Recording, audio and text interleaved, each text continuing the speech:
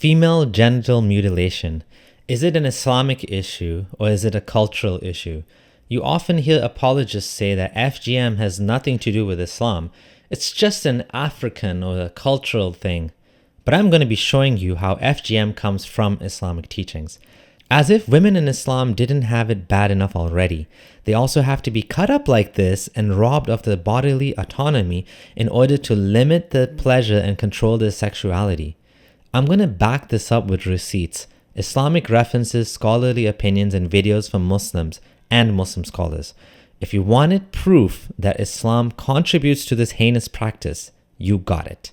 Let's get into it.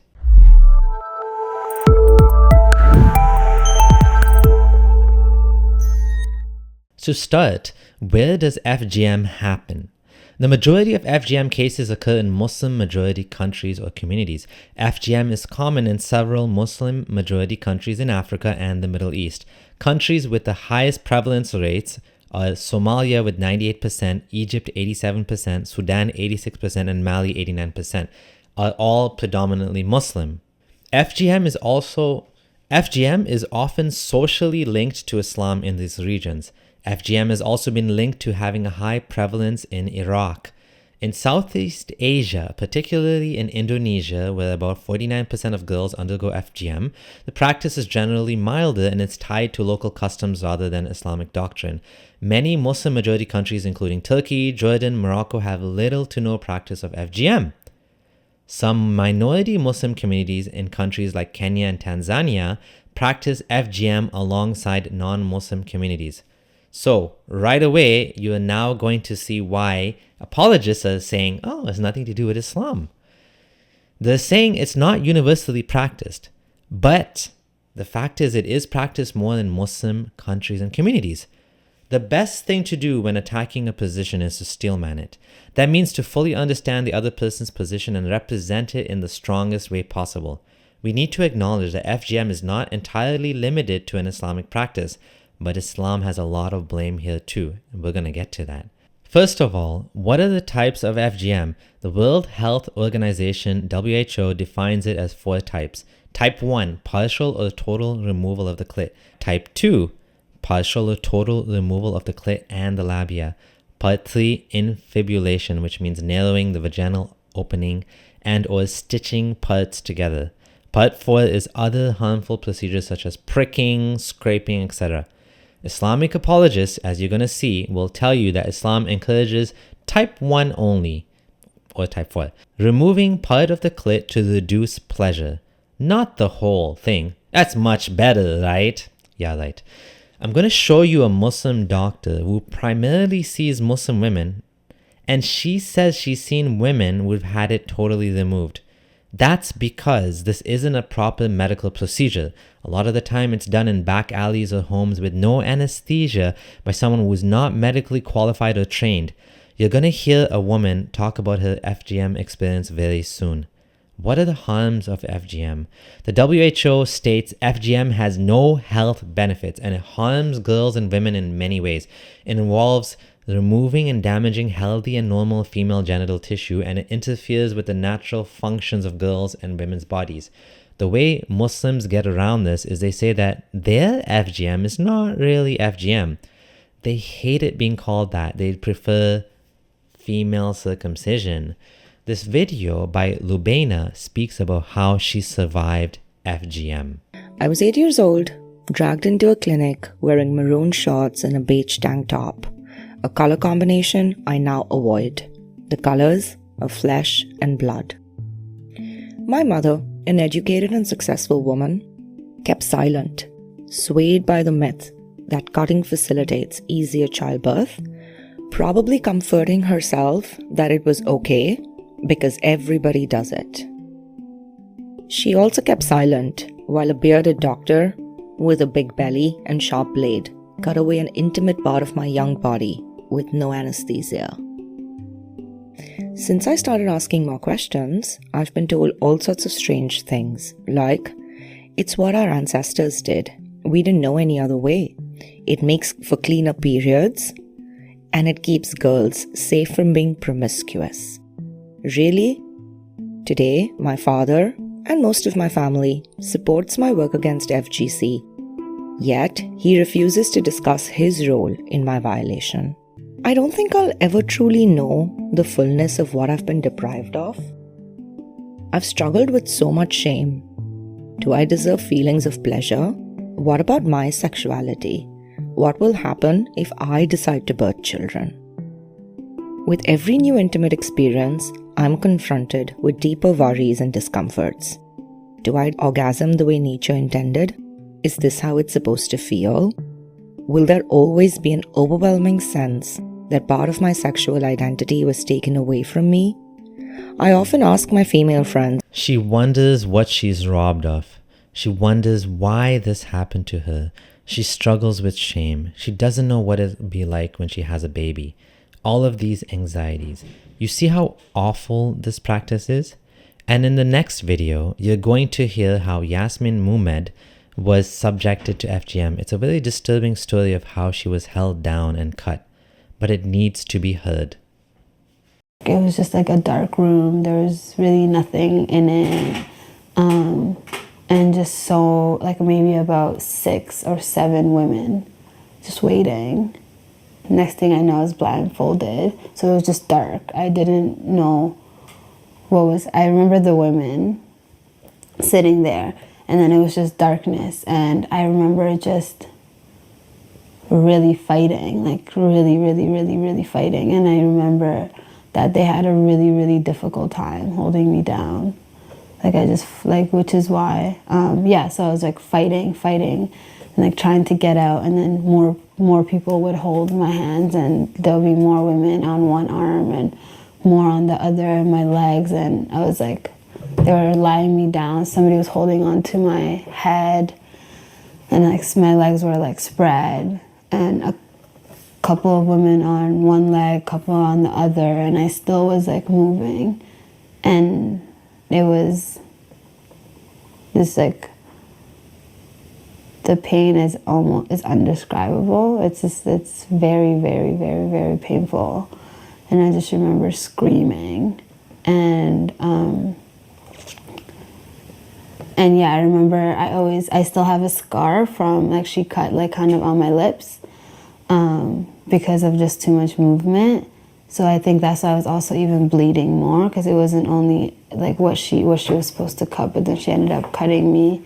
I remember that Sheeta was like this, it was new and pink, and then it just had blood like all over the front was just blood, and all in the back, and the whole floor was just blood. And I know that some, depending on the severity of it, some people do die from just bleeding.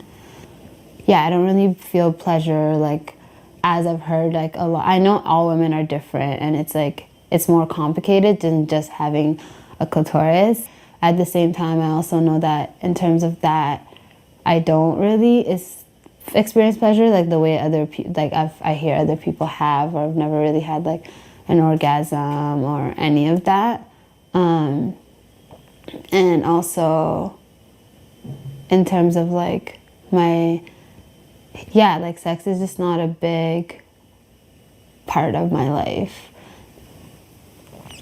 Yeah. Okay. Probably has PTSD. Poor woman. She has a scar on her private parts. And she said she's been deprived of pleasure fully. She doesn't enjoy sex. This reminds me of the acid attacks that are done to women, which are intended to disfigure and wreck their lives.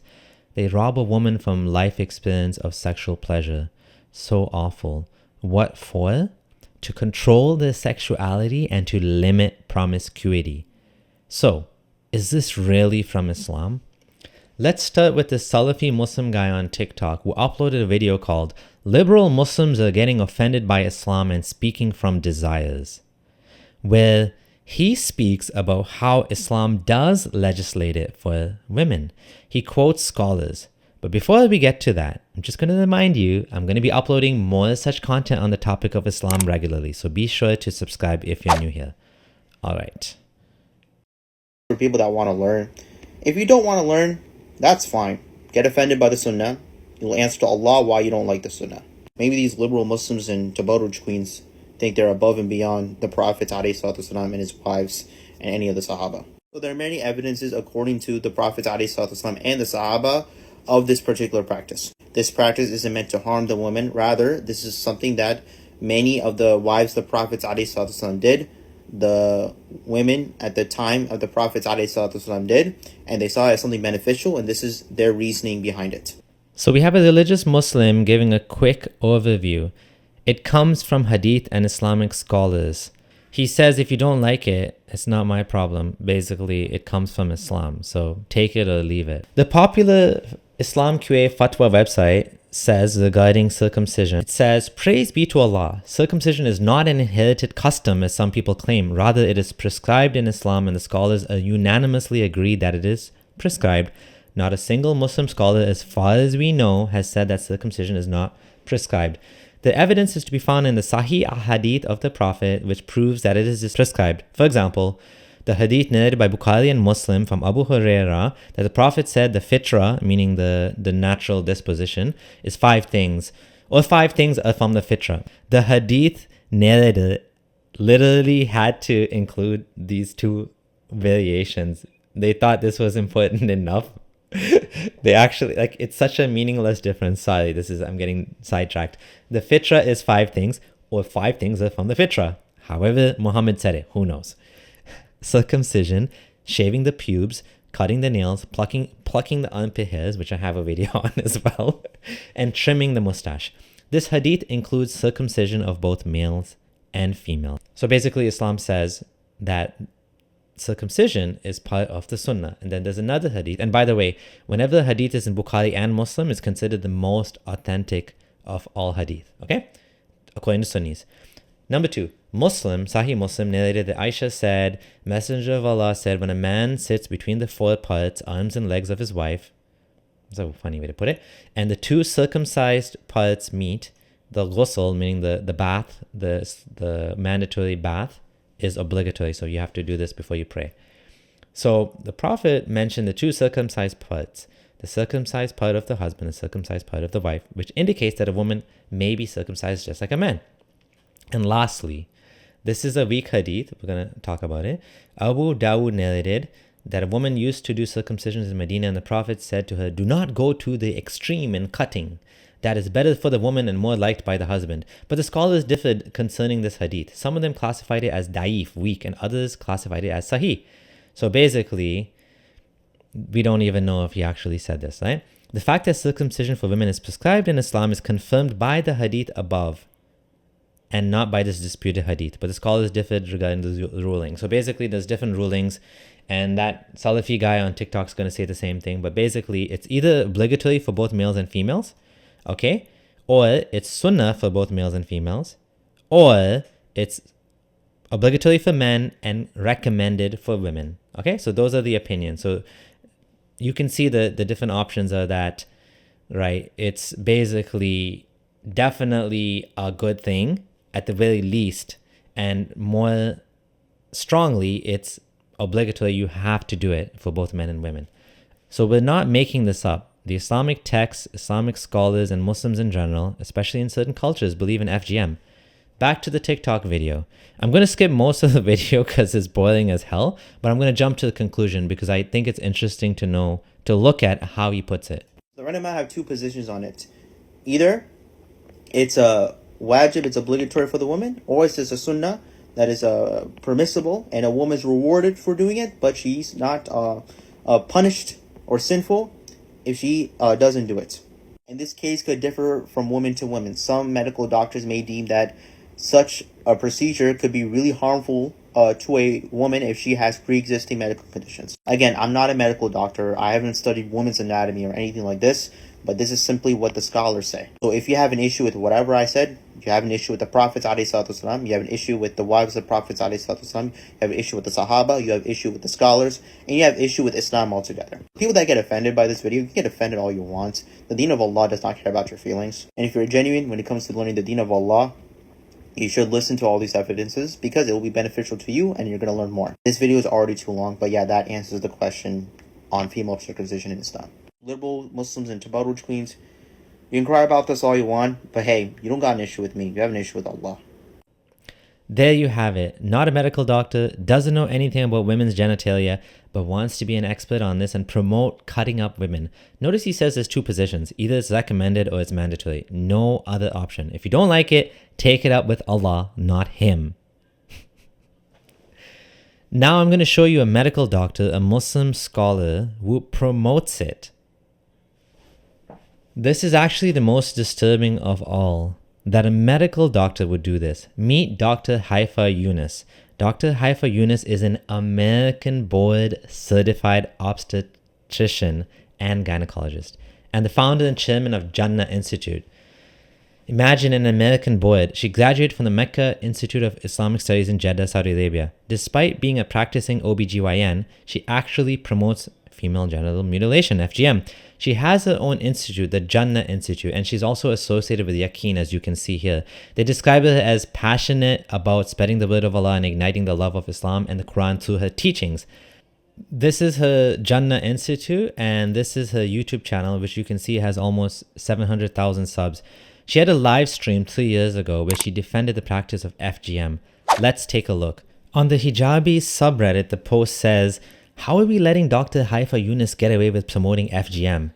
And then they're quoting what she says, literally word for word. FGM serves a useful purpose to reduce desire. This is seeking perfection.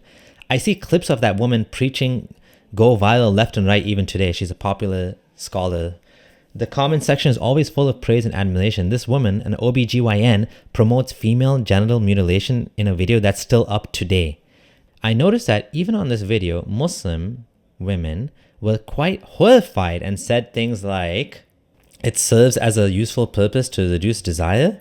What does that even mean? Why would anyone choose to reduce desire? What perfection is being talked? This torture should be outlawed, period. No justification, ladies. I just discovered Dr. Younis is a practicing OBGYN in Saudi Arabia. Here's to assuming the oath a medical doctor takes in the kingdom begins with "first do harm." Dr. Haifaa, I hope your license gets revoked. Revoke her license. I was totally uncomfortable this entire lecture. And then there's a lot of cognitive dissonance, right? I'm a Muslim and I would very much like to clarify to my non-Muslim fellows that this ain't Islam. FGM is not a thing. I don't know which Islam is she talking about, but the one I have lived my life with is, and still living is, not the one she's talking about, right? Why would Allah want the women's desire to be reduced but not the men? Is that statement even authentic? Or is it for men who want, or people who want to control women's desires? Let's listen to her describe it herself. In case of a woman, it serves a useful purpose, which is to reduce the desire. But this is seeking perfection, not removing something harmful. So to remove the skin, extra skin, in the case of a man is actually beneficial to the man because of the extra skin may collect more urine. In the case of the woman, it is not something removing harm. It may be beneficial. It is practice recommended, but it's not an obligation. She said something good to do, and you can see why people are outraged. And then now she's going to talk about the type of FGM that's allowed. She doesn't like calling it FGM, but she admits this would fall under FGM, but she prefers to call it female circumcision. Meaning, if you are going to do it, it's type 1 only. Type 1 is the simplest one. Look at this. Compare this with this. Compare this with this. Labia majora, still there. See it? Labia minora, still there. Right? What we call the prepuce. Only this part here removed and covered. Just a little bit. See what it says? It's removal and partial or total removal of the clitoris. It's usually partial, meaning I have seen these. I've delivered women with circumcision. You can identify where is the clitoris. So if you look from the outside, you don't see much difference.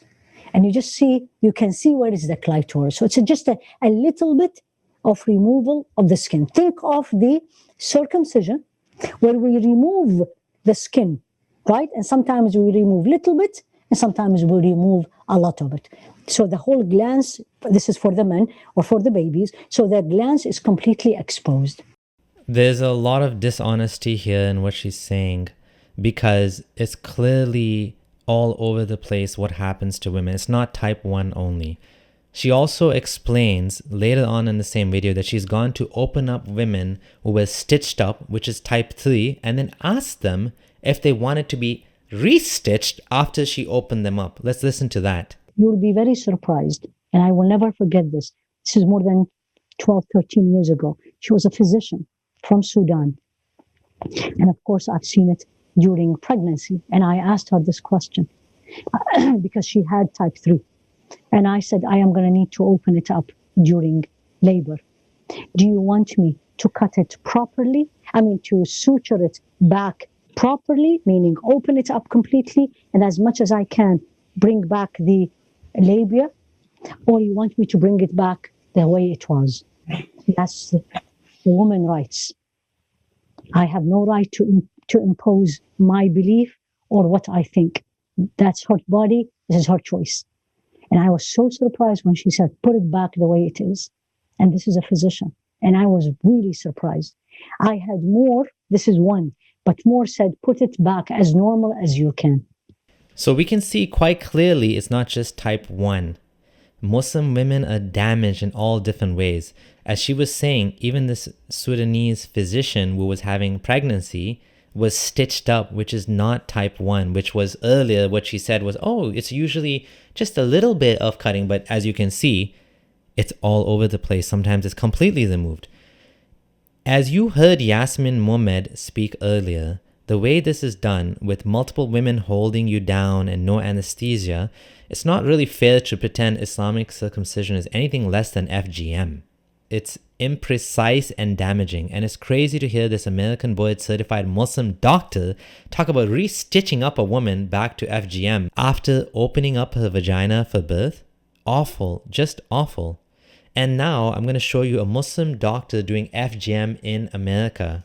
This is Jumana, a doctor, a Shia Bora Muslim in the city of Detroit that has been charged with carrying out FGM on young girls in what's believed to be the first case of its kind in the country. I was shocked to read about this happening in the US. Prosecutors said Jumana had been performing the practice on girls aged between 6 and 8 for 12 years. She was investigated after authorities received a tip-off. In 2018, charges were dismissed because of a federal law prohibiting FGM was ruled to be unconstitutional. In response to the ruling, the US Congress passed the Stop FGM Act of 2020, which criminalized the practice. She might have got away with it, but nobody else will now that it's criminalized. In conclusion, there you have it. We've discussed what FGM is, how it's harmful, shared real stories of women traumatized and reduced by this. We've looked at Muslim scholars who promote this heinous practice and the Islamic texts they use to justify this. While this practice is not universally practiced by all Muslims, after all this, can you still say with a straight face that FGM has nothing to do with Islam? This is yet another blow to the gut for Muslim women. As if they didn't have it bad enough, they also have to deal with being cut up like this. Enough is enough. These stories need to be told, and we need to call out this nasty religion and this nasty practice for what it is. Islam isn't good for humanity. It doesn't help anyone. It's time for you to leave it behind and live your life. Thanks for watching. Thank you to my patrons for your continued support. I love all of you. Thank you for those of you who support me on YouTube as well, through the YouTube membership. And for those of you who are new here, please subscribe. Keep in touch, as I'm going to be uploading more such videos on the topic of Islam. This is your friendly ex-Muslim Abdullah Samir signing out.